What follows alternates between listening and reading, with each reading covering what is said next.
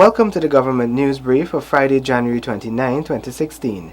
In the news, 2016 National Budget presented to the National Assembly, international organizations working with government to monitor Zika and other vector-borne diseases, and minors will soon be certified.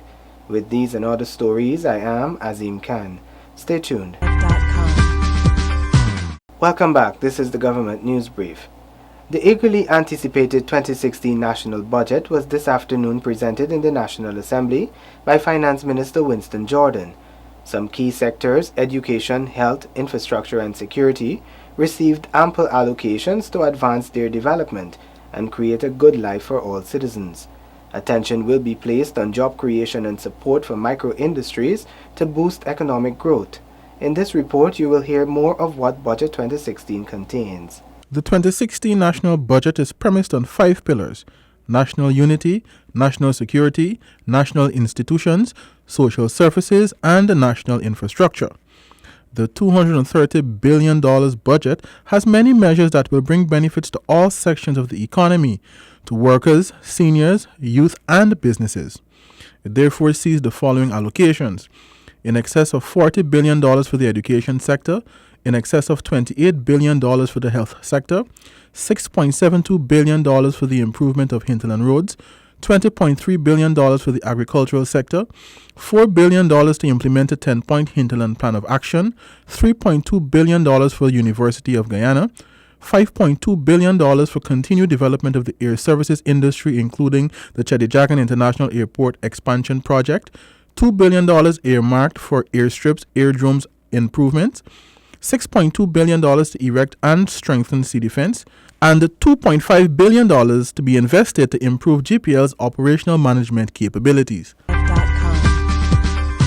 The Pan American Health Organization and World Health Organization PAHO WHO and the United Nations Children's Fund UNICEF are collaborating with the Ministry of Public Health to monitor the Zika virus and other vector-borne diseases which pose a threat to the country. Here are the details. The Pan American Health Organization PAHO, in collaboration with the United Nations Children's Fund, has set up a war room to monitor information in the case of any major disease outbreak. Port health officers are present at the Chedijagan International Airport, the Ogle International Airport, and other ports of entry countrywide. These officers are monitoring these points for individuals traversing to Guyana who may exhibit signs of the Zika virus. Once we know the number of cases we have, if we do have them, then we can also test their contacts as well as any new cases that come. And that is what's been done by government so far. The last point is risk communication, and you guys are here to help us as well. We must communicate the risks involved with Zika, what we have and what we don't have. And that, I must say, is also being done by the Ministry of Public Health and partners to make sure that the population knows what is happening. Now, in terms of PAHO WHO, I must say that we're also doing a lot of work with UNICEF. We have set up, there is an office that has been set up by government, and we are equipping that office to be used as a war room. A meeting will be held in Geneva on Monday, February 1, where the global heads will be deciding whether Zika will be pronounced as a pandemic. However, according to Dr. Adukro, the situation has not reached that stage in this region. A lot of people, think we have Zika all over the place in Guyana. It is not the case. So far, we have only one case, and we've tested several samples. We just have only one case. We continue to send samples to Trinidad, to CAFA in Trinidad for testing. And I must say that so far it's only that one case that we have. All the other cases have come out negative. How do we prevent ourselves from getting Zika? It's the same prophylaxis, the same prevention techniques that we give to patients in terms of malaria, in terms of dengue. Please sleep under a net. Whether it's bed nets treated or untreated, once you prevent yourself from being bitten by the mosquito, you prevent yourself from getting Zika, and you prevent the mosquito from also biting somebody with the virus. There have been no new reported cases of the Zika virus in Guyana. The vector-borne disease is transmitted by the Aedes mosquito. The first case of the virus was reported in May 2015 in Brazil, and since then, it has made its way to 24 countries in the region.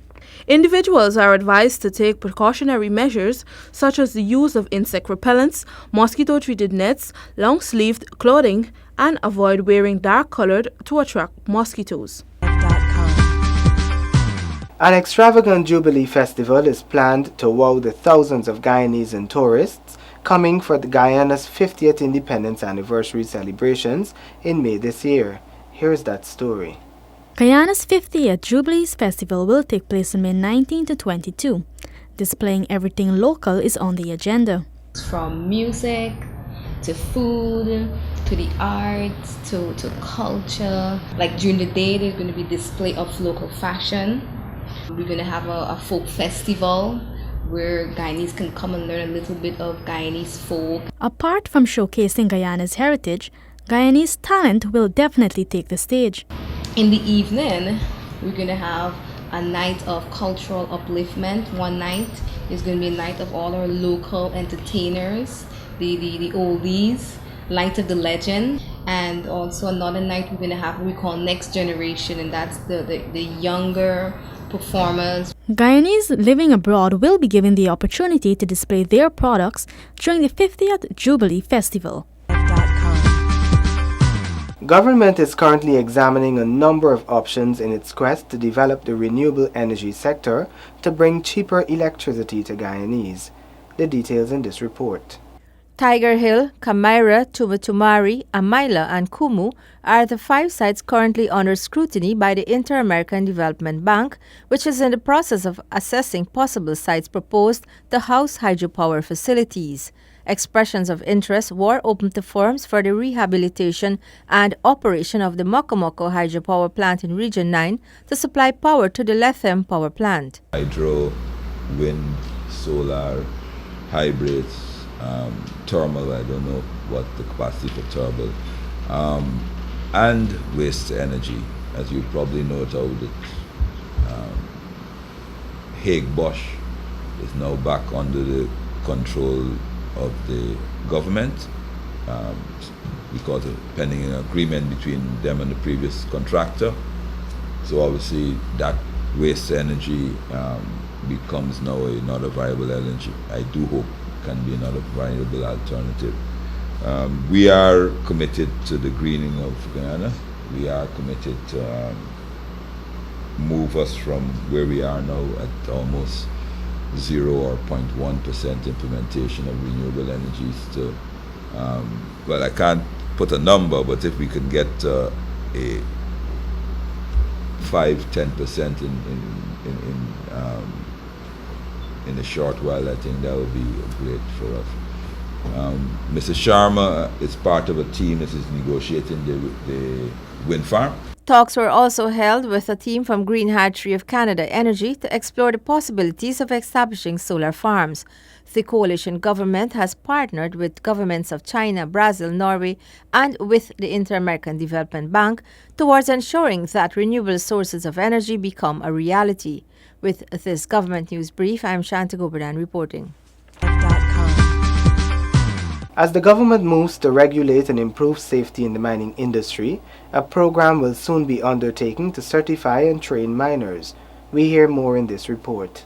As part of efforts to bolster the safety and viability of miners, moves are being made to have them certified by a competent authority. It should be recalled that immediately upon taking office, the APNU AFC government had to deal with a situation where 11 people died in a mining pit collapse at Mausi. We then later had a commission of inquiry into that accident and, of course, the high incidence of deaths coming from accidents in the mining sector. And understandably so, the president is very, very concerned, as all members of cabinet.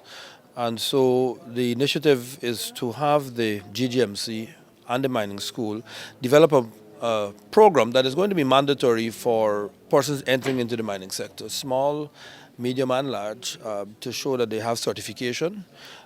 before they're allowed to mine. Training and certification will be done in key areas, according to Minister Trotman. That they are trained in first aid as first responders in trauma cases, because 9 out of 10 times where these pits collapse, there's no ambulance nearby, no hospital nearby, and so just the recovery of persons and their transportation could be the difference between life and death. And so we're going to want to make it now mandatory for persons to prove that they are certified in the area of maintenance, construction and maintenance of mining pits, and of course in the event that there is an accident, and we hope that there are few to none, that they're trained in the recovery of the bodies and the person, because it's really at that time still a search and rescue operation, and in stabilizing and transporting persons to either health hut or to a regional hospital. Miners will also be trained in the financial aspect of managing their mining operations. We've seen a high incidence as well of persons, they borrow monies from banks or micro institutions like IPED. They take an excavator on concession, and then after about 4 or 5 payments, they are unable to. And some of this has to do, of course, with a downturn in the commodity prices, but I think it also has to do, to a large extent, with them not having training in basic accounting and understanding how to run a business, how to plan, how to put aside for depreciation, how to ensure that, what bills are paid first and so forth. The incoming board of the Guyana Geology and Mines Commission will have as one of its priorities the realization of the proposed certification process. With that, we've come to the end of the government news brief of Friday, January 29, 2016. The government news brief, along with all other GINA programs, can be found on our website. We are also on Facebook and YouTube. This is our Guyana Nice photo of the day. On behalf of all of us here at GINA, thank you for watching.